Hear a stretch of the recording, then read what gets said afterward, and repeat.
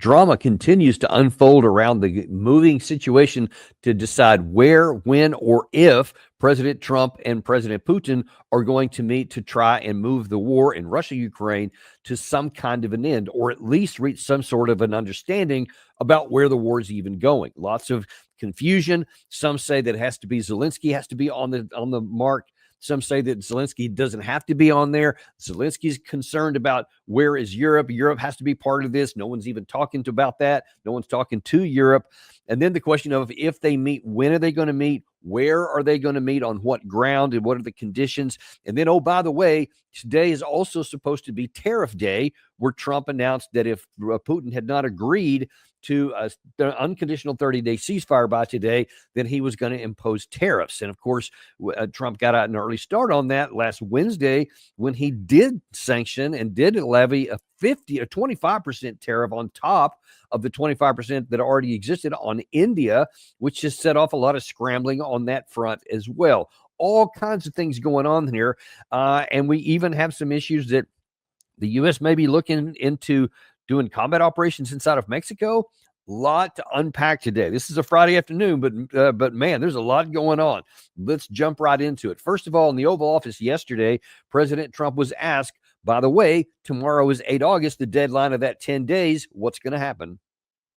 Is your deadline still standing for Vladimir Putin to agree to a ceasefire tomorrow, or is that fluid now? It's going to be up to him.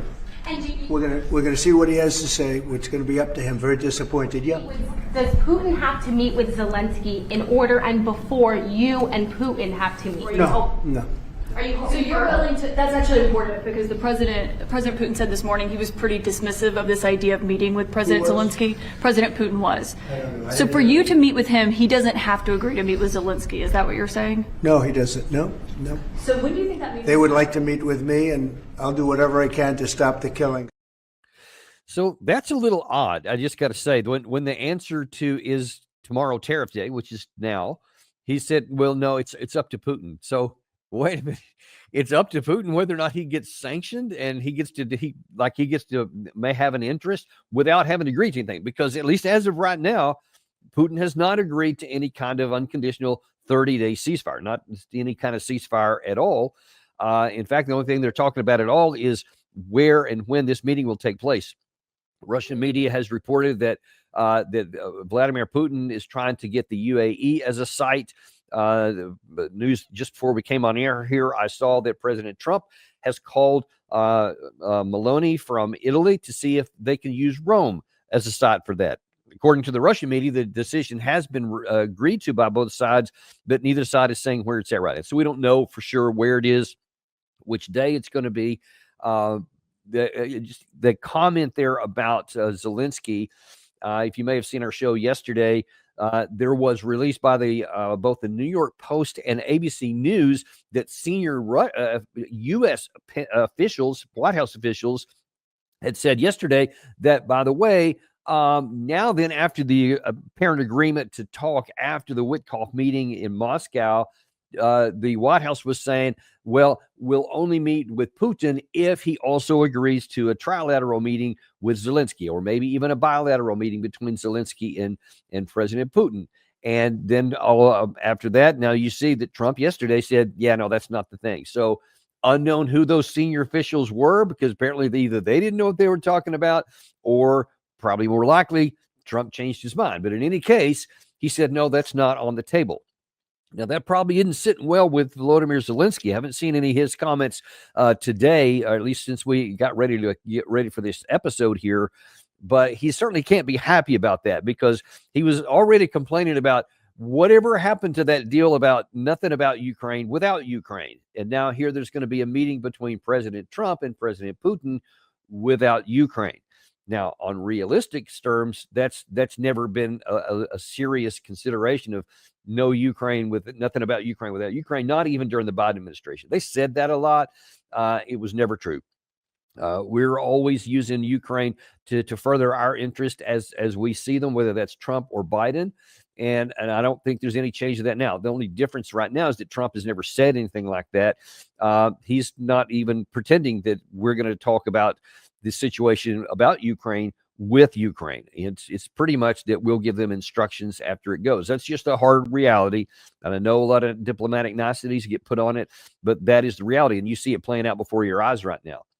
Zelensky, for his point, is arguing not even just about the Ukraine not being involved, but Europe not being involved. He says, wait, why isn't anybody talking about Keir Starmer or Maloney or Emmanuel Macron or Friedrich Merz? That's been a big popular one for Zelensky here of late, is to talk to the Russian Chancellor, Friedrich Merz, and he's nowhere on the radar.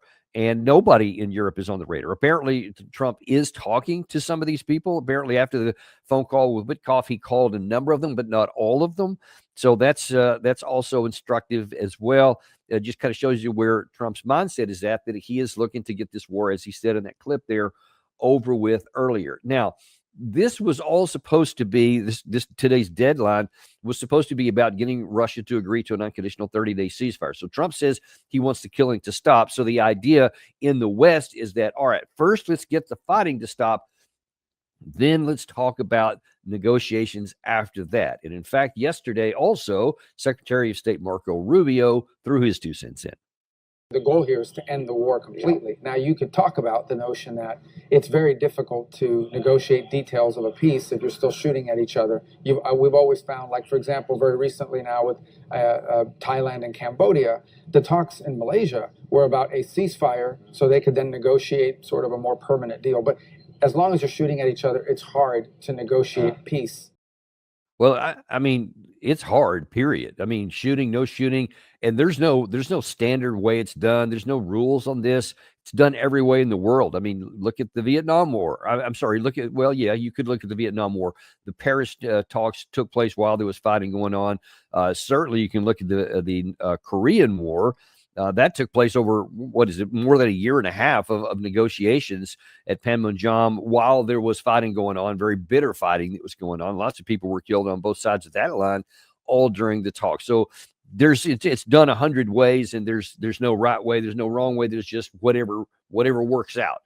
And so the Russians have been categorical in saying we're not going to agree to any kind of full ceasefire because that would only help the Ukraine side. Now, in recent days, what the Russians apparently have been willing to discuss, and this was reportedly conveyed by the Russian side to Steve Witkoff on Wednesday, is that they would consider an air ceasefire of some duration.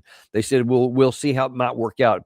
Reportedly, maybe we'll try for 24 hours, and then maybe 48 hours, and then possibly 72, and then maybe a week, something like that. Some short pieces to see if they can build something sustained. And in those periods of time, the Russians would not use their overwhelming air superiority in the missile and drone fire and the glide bombs from their aircraft against Ukrainian targets. And Ukraine would not be using their air campaign against the Russian targets. And the Russian, apparently, that's the one area in the air that would benefit both sides. Just like we saw in the so-called 12-day war in the Middle East with Iran and Israel, and how the United States joined into that one, and then all of a sudden everybody agreed to a ceasefire. Well, that's because all three sides had motivation to. It was in our interest, too, because we were expending way too much ammunition. It was in Iran's position because they were suffering a lot of damage. It was in Israel's position because they were suffering a lot of damage, and their interceptor rates were going down, and their interceptor missile stockpiles were also depleting. So when you have a situation where everybody benefits from a ceasefire, then you have one possible. That could be on the table right now in the air campaign, because both Russia and Ukraine could take an advantage from that. Now, the reason you're not going to see a 30-day complete ceasefire, because that would benefit Ukraine big time, and it would inhibit Russia. So they won't do that because Russia has the advantage on the ground, which we're going to talk about in some detail toward the end of this segment here. But Ukraine would benefit the most because they're suffering mightily, and they would love to have an opportunity, number one, just to get their people to stop being killed every day, but they want to be able to replenish them. They want to be able to mobilize more people and build up larger reserves. They want to be able to get more equipment to the front without having to worry about it being attacked either in the air or on the ground. And Russia has plenty of manpower. They have plenty of equipment and supplies and logistics, so they don't want to stop fighting on the ground. So there's very little chance that they're going to agree to a complete ceasefire.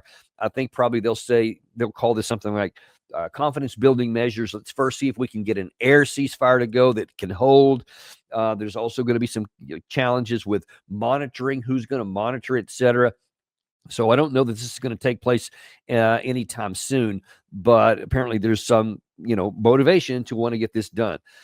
There is some information coming out of Russia that talks about exactly where this is going and how serious it is. And I will tell you that I have seen some signs coming out of the Russian side that I have not seen before that may indicate that they are more serious about really getting down to a negotiated settlement where they may actually be willing to make some compromises beyond what they've done so far. They've been very firm since June of 2024 about these are the conditions, and they've been unmoved on them. At least publicly, they remain unmoved on them. We don't know if something may have changed on the Russian side, but Vladimir Putin in just the last 36, 48 hours has made some interesting moves that imply that there could be something genuinely afoot this time. So we'll see how that's going to work out here.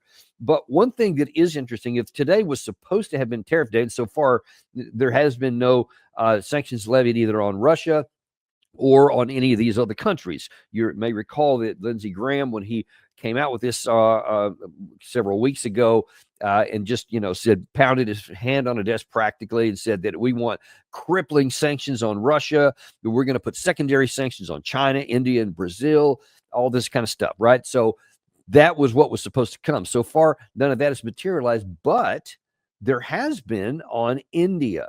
And that's very peculiar why we would choose India to do this. Now, what you see on the screen here is from the executive order that President Trump signed. This, I think, this is dated on Wednesday when this came down. Here's an interesting selection from that. When you look inside of what the president wrote, he said, I have received additional information from various senior officials on, among other things, the actions of the government of the Russian Federation with respect to the situation in Ukraine. After considering this additional information, which is, by the way, is not cited anywhere in this document, among other things, I find that the national emergency described in Executive Order 14066 continues, and that the actions and policies of the government of the Russian Federation continue to pose an unusual and extraordinary threat to the national security and foreign policy of the United States. Now, that is kind of, I got to say, it's a head scratcher. To say that the Russia-Ukraine war represents an unusual and extraordinary threat to the people of the United States of America just doesn't seem to line up with anything that I can see on the ground. This is an issue between Russia and Ukraine, but why we consider it a significant and new additional information, he says there without explaining, that causes him to say, no, I think that our security and our foreign policy are potentially at risk, so much so that we're going to take some actions. And so even not waiting until today, he leveled this on India. Now, Stephen Miller went on Fox News and explained some of the thinking on this. It is not acceptable for India to continue financing this war by purchasing the oil from Russia. People will be shocked to learn that India is basically tied with China in purchasing Russian oil. That's an astonishing fact. India portrays itself as being one of our closest friends in the world, but they don't accept our products. They impose massive tariffs on us. We also know they engage in a lot of cheating on immigration policies that is very harmful to American workers. And of course, we see again the purchasing of oil. So President Trump, he wants a tremendous relationship and has had always a tremendous relationship with India and the Prime Minister. But we need to get real about dealing with the financing of this war. Look, he says people may not know. What are you talking about? Everybody who's been paying attention knows what India's been doing. They've been doing it openly. Nobody's been trying to hide anything. It's all over the news. It's everybody's aware of it. So this is not new information. So one has to wonder what is new, because there has to be something new, because this is a very pernicious strike. I mean, you're talking 25% tariffs. Now, it's not scheduled to go in until 21 days from Wednesday.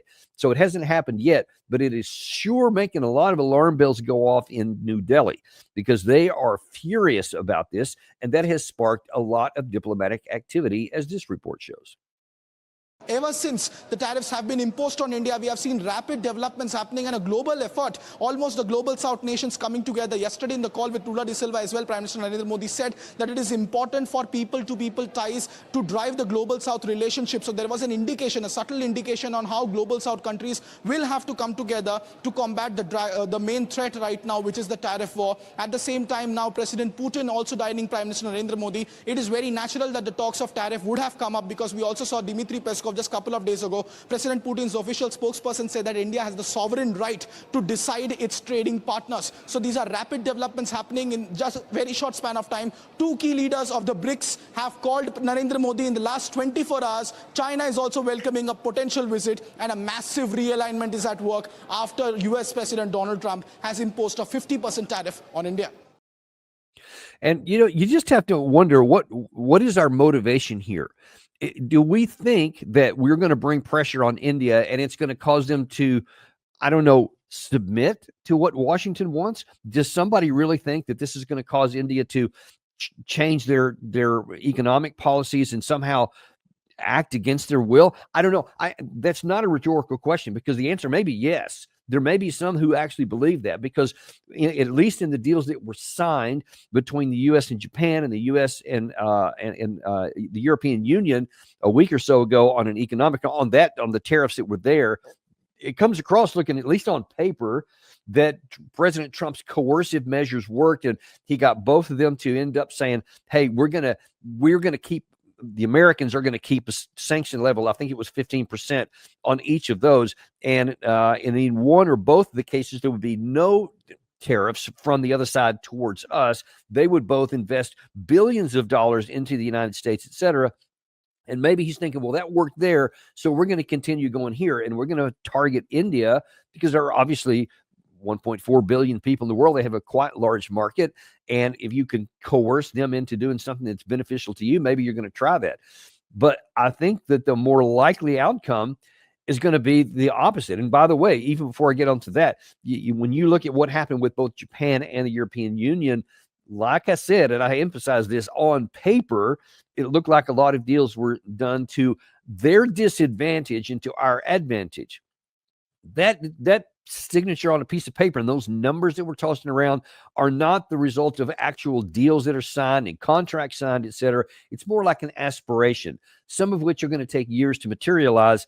And I have a strong feeling that most of those things, especially the billions of dollars invested here, are never going to happen. They'll be talking about it, there'll be delays, they'll be dragging it out, there'll be talks about it, but I bet that they're not actually going to do it. I think that probably the intent is from the leaders of these two entities to say, hey, let's just make Trump happy today, give him his headlines, make it look like we capitulated, et cetera, but then we'll just drag this out until he's out of office, because he's got one term left. And I know there's a lot of people saying, oh, he'll run again or whatever. Look, the guy's getting older. I mean, even if somehow magically that could be fixed, which I doubt very seriously would be able to happen, short of a rupturing of the civil structure of the United States, they're probably right. Probably he's not going to go beyond this current term here. And we'll see, especially when you get into the latter part of his term. He's not going to have the interest or the political will to start fighting this and say, hey, where's that $500 billion or $550 billion, like was the case with Japan? I doubt very seriously we're going to see that. So then you have to get back again to the Indian situation. If you think that you're going to coerce and compel them to do something like Japan and the European Union, I think that more likely it's going to have the opposite effect. And as you see, China's getting involved with this because obviously they're a primary member of BRICS, one of their biggest components. And now that India is looking to expand its economic markets elsewhere, because when you look at, I think that they had like less than 1% of their oil was coming from Russia prior to the invasion by Russia. And then when we put all the sanctions on Russia, and Russia was forced to find other customers for their oil, which had been going in large measure to European Union member states. Now they had to go elsewhere. And of course, India was saying, hey, we'll take your oil at a significantly reduced rate. And then the most recent number I saw was like 45%.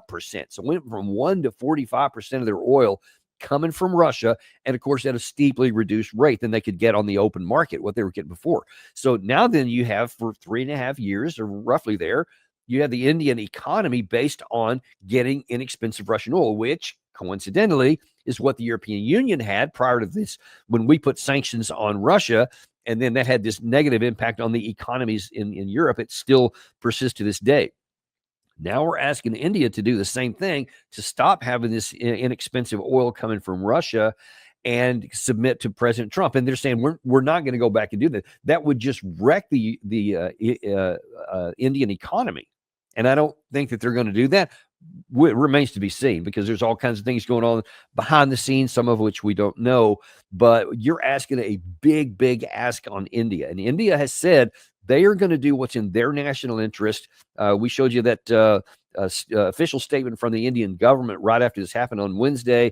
And they said, we're going to take countermeasures if things are not reversed. And like I said, this doesn't take place until 21 days after Wednesday. So we'll see if anything gets resolved until then. In the meantime, you see that there diplomatic activity going all around to try to find bypass routes. So just like Russia was forced to find alternative markets for its products and its services and find other businesses and certainly other customers for its petroleum products, they succeeded. Now India is trying to do the same thing. If the end state is that you take what should be a big trading partner of the United States and a counterbalance against what we claim is our pacing enemy or adversary in China, and instead you push those two closer together, like we've already pushed Russia and China even closer together than they were before, this is a good way to do it. So this works counter to our interest if it goes that way. Now, I realize that right now, as we're speaking, there's no decisions made and all kinds of things can happen. Trump is famous in this term for turning upside down what he's been doing and saying one thing today and then changing it another day later. So who knows what's going to actually happen with that. That was the Indians' response right away on Wednesday. And you see they were upset because Trump hasn't talked anything at all about putting tariffs on the European customers who still get Russian oil to this day. That still hasn't been addressed by the administration. I've been looking for it. Nothing has been published on that so far. All of this just continues to make India more angry and more likely to find other markets for themselves at our expense so that they don't become subject to the whims of the president of the United States, whoever it may be. That's something that is not good for America in the long term.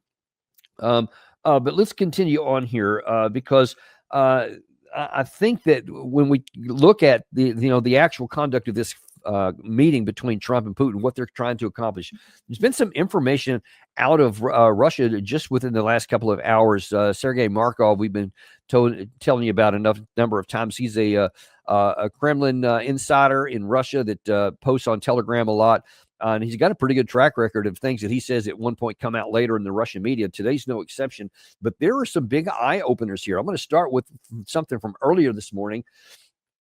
He said peace from October 1st. Apparently that's what's being discussed behind the scenes, is some sort of peace, may be the wrong word, ceasefire, something like that, could be by October 1st. Putin and Trump, apparently this is the ceasefire plan. One, an air ceasefire is declared almost immediately, which we discussed a minute ago. Two, after 50 days, a full ceasefire is declared. During the 50 days, they observe how the air ceasefire works and clarify the details of the full ceasefire. The plan was revealed by Lukashenko. Apparently, he publicly said something on that, at least in their media. I've not been able to find that in American media. 5, it turns out that the ceasefire will start around October 1st. So that would be a big eye-opener by itself if Russia said, yeah, we've always said we will not agree to an unconditional ceasefire, but maybe a conditional one. And of course, the devil's in the details. What would be the conditions during that 50 days to get a full ceasefire? Because there's a lot of things that both sides have said they have to have for a full ceasefire, and they are miles apart. So I don't know if behind the scenes those miles are getting shortened. We'll have to wait and see. That was eye-opening, but then continued on to some other things. It says this time everything is very serious. This came later in the morning. Putin spoke with leaders of China, India, South Africa, Belarus, Uzbekistan, Kazakhstan about this agreement with Trump through Witkoff. This means that for the first time ever, a real agreement on a peace in some form he said has been, I think it's probably may have been reached. The Ukraine war may end soon.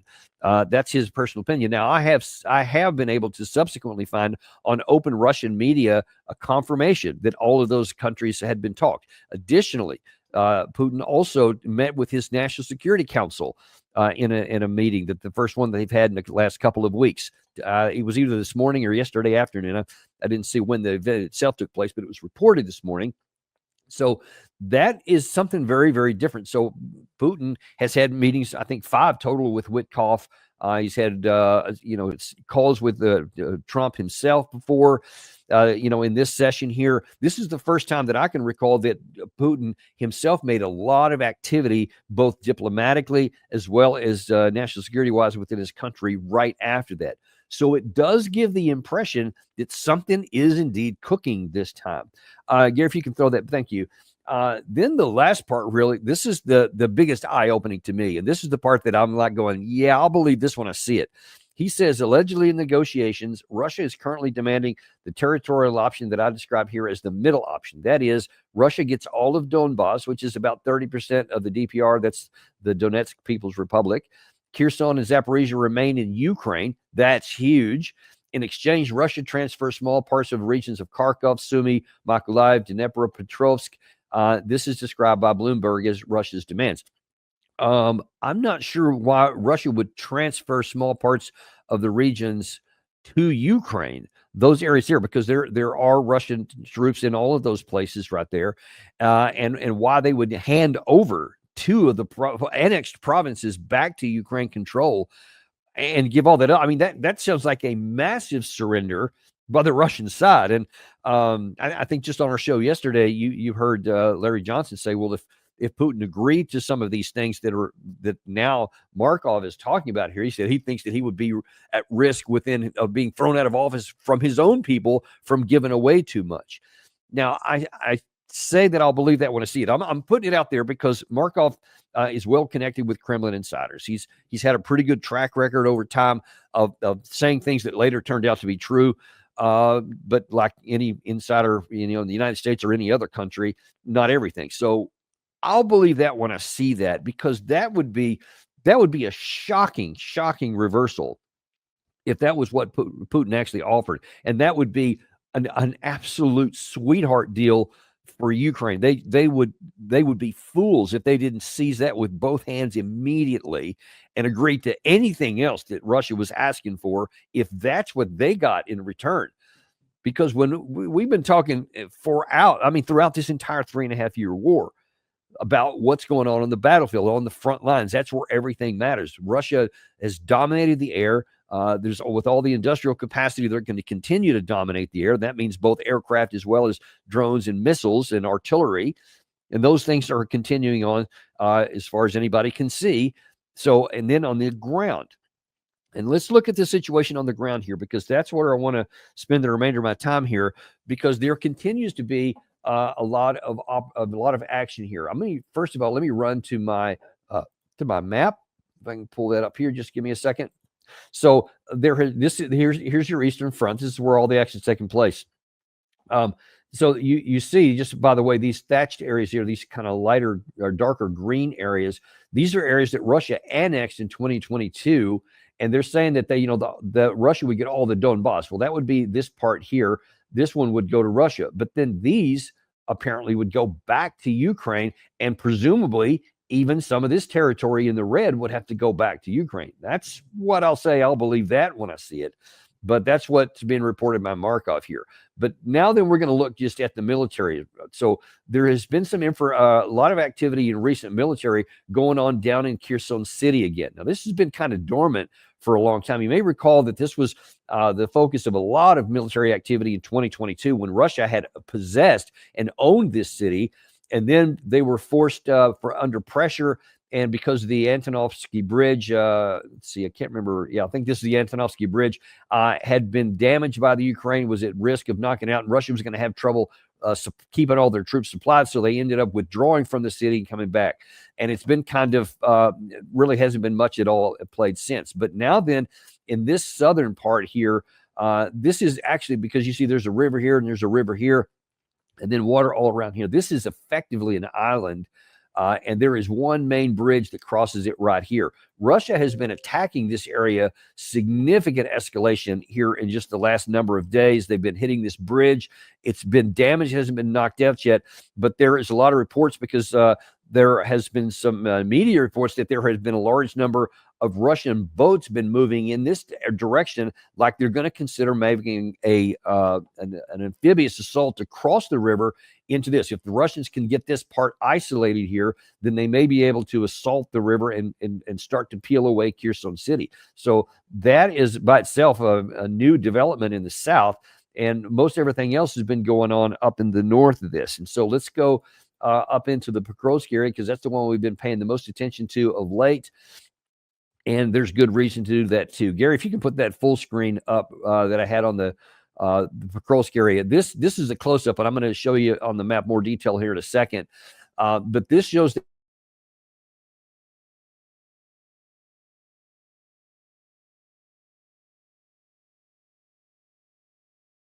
Danny's frozen here for a second. We hope to get him right back. Let me just give me a minute here.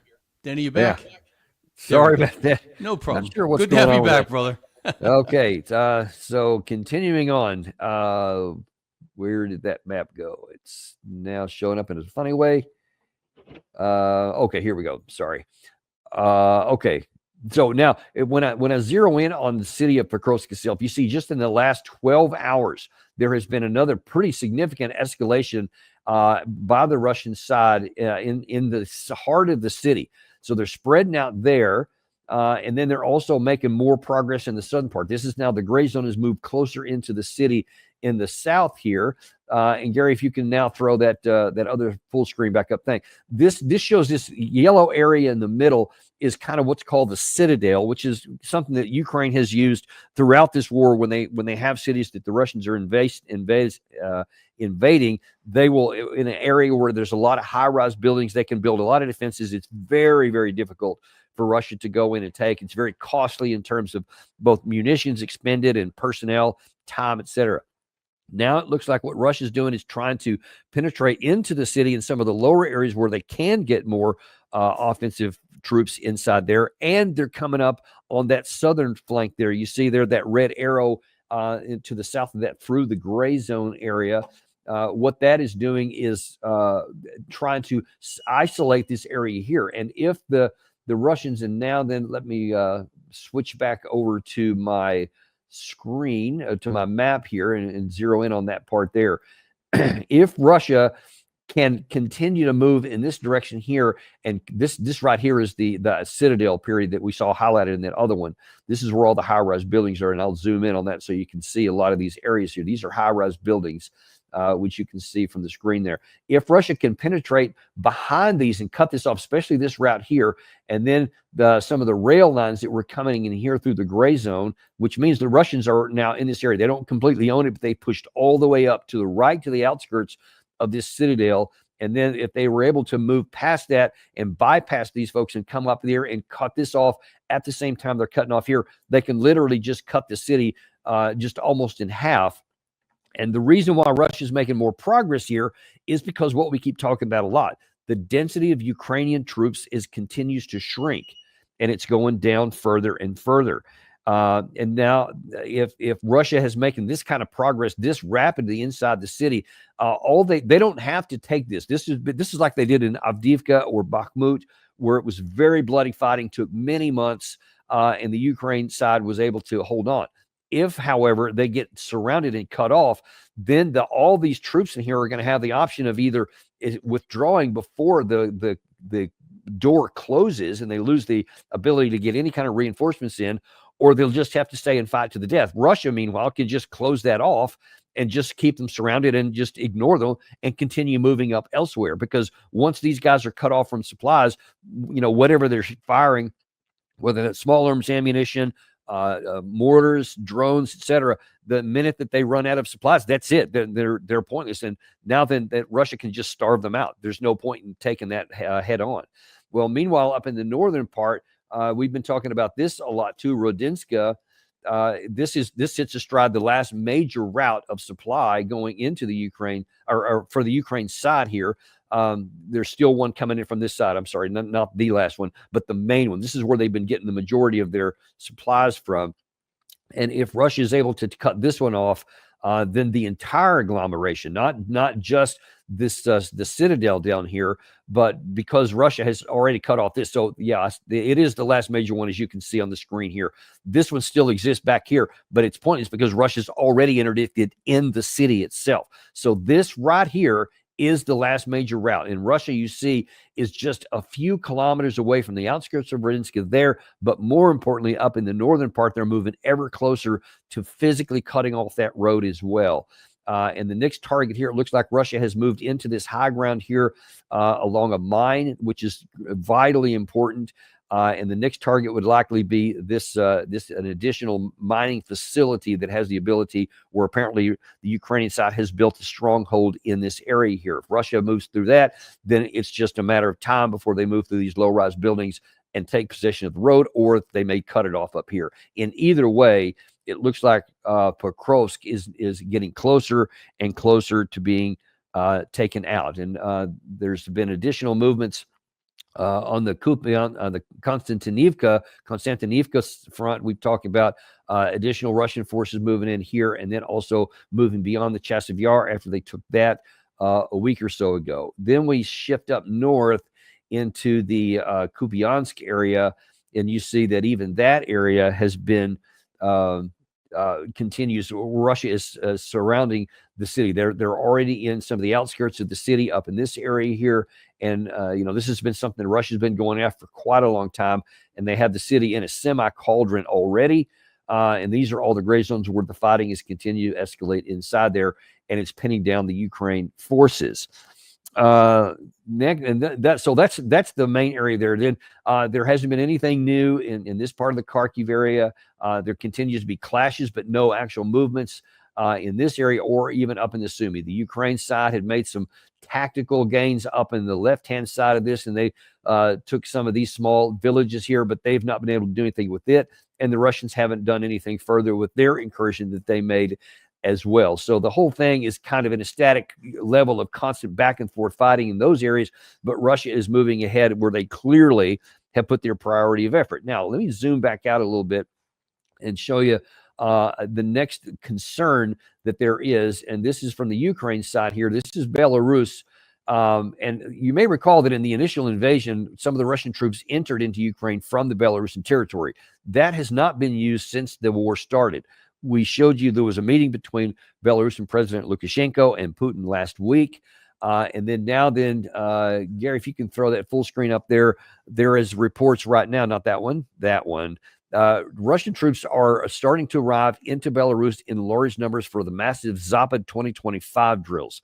The Zapad 2025 is exactly what was allegedly going on in 2022 when Russia used a lot of troops and boasted them on the northern border there in Belarus, and then ended up using that as part of their invasion force.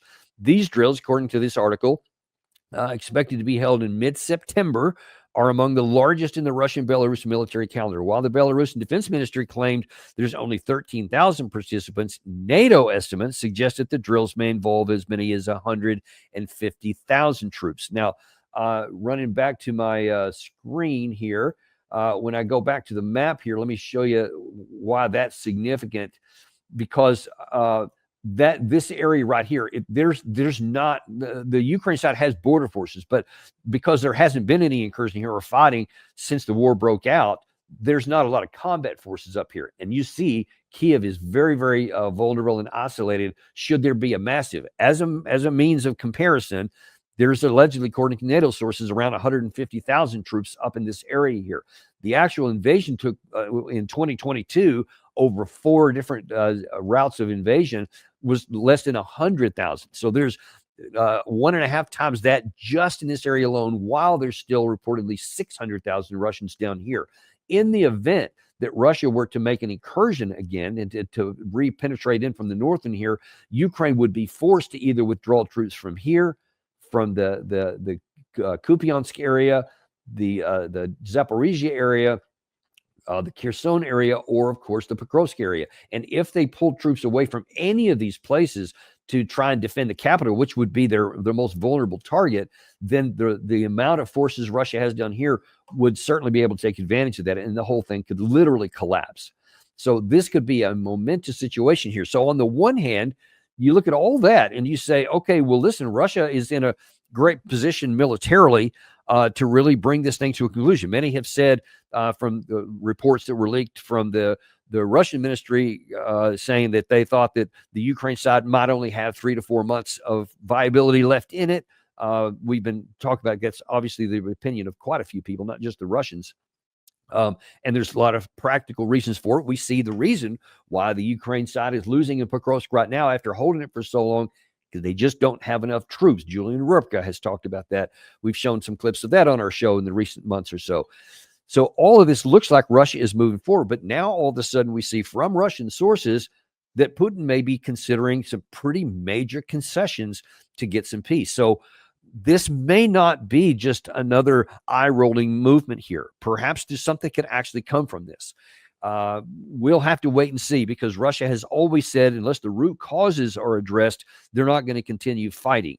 And that is no NATO, so they can't have any kind of military alliances, demilitarization, denazification, and the Russian population inside of Ukraine, wherever that line would be, would have to have some changes in the Ukrainian constitution in order to provide for their protection. They say those are the causes, and they're not going to end fighting without it. At least what Markov was talking about would leave whole categories of that unaddressed. So we'll see what's going on there, because if that is true, then that would indicate that Russia is not anywhere near as strong as what has been proclaimed and what we've been talking about, what we've been able to see, and certainly what we witnessed on the ground. Or this is just some kind of reporting that's not true, and Russia is still on its position. Everything is going to happen to her. Like I say, I'll believe all of that when I see it, because the evidence, and this is what I always go back to, it's the only thing we have, is to go by the evidence that the Russian side has the power to make good on all these threats, no matter how long it takes. You had the U.S. side, the NATO side itself, say that we believe that the Russians could continue to maintain at the current rates, both manpower and ammunition, defense industrial base, etc., through the year 2027. That's our assessment. Not anybody else's, not the Ukraine side, not the Russian side. That's the American side saying that, along with NATO forces. So maybe there's some big grand bargain diplomatic in the background.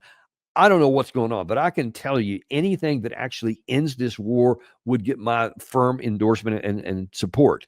I always, from the beginning of this, want to see the killing of the Ukrainian side stop, and we have carried on far too long without any prospect of winning militarily. And we have seen it play out exactly that way. Whether it's been slow or fast, Ukraine side has continued to lose massive amounts of people in the process. So if we can actually get it over with, I would be supportive of that. But I'm just calling me skeptical that Russia is going to suddenly agree to a lot of things that the Ukraine side wanted that would be to their advantage and to the disadvantage of Moscow. And truly, we'll see, because like Larry Johnson said, there would no doubt be a lot of angry people in Russia if all of a sudden Putin were willing to give in on some of the core fundamentals that they have clung to for the full 3.5 years of this war. So I'm just putting this out there because that's what's being reported. But like everything, it's going to matter what actually happens on the ground. That means both the diplomatic ground as well as the military ground, and they got to both be in concert, because if there's discontinuity between anything, it's always going to be what's real on the ground. And what's real on the ground is what I just showed you. So we'll see what happens in the near future. We're going to stay on top of this, and we will definitely bring you anything that happens as it's breaking. Want to let you know we have there's also some developments in the Middle East. With Benjamin Netanyahu has said that they're going to now completely occupy Gaza, and that they're going to go after a military operation through the October 7th, where they're going to completely rout everything in Gaza City. We'll see if that's going to work out the way they want it to or not.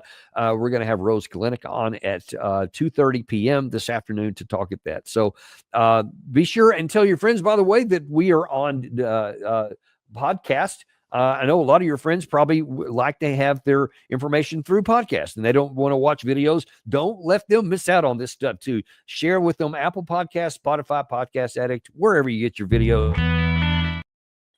Just have them search Daniel Davis Deep Dive and you'll find them there. And here comes our jingle. And we'll see you this afternoon on Daniel Davis Deep Dive.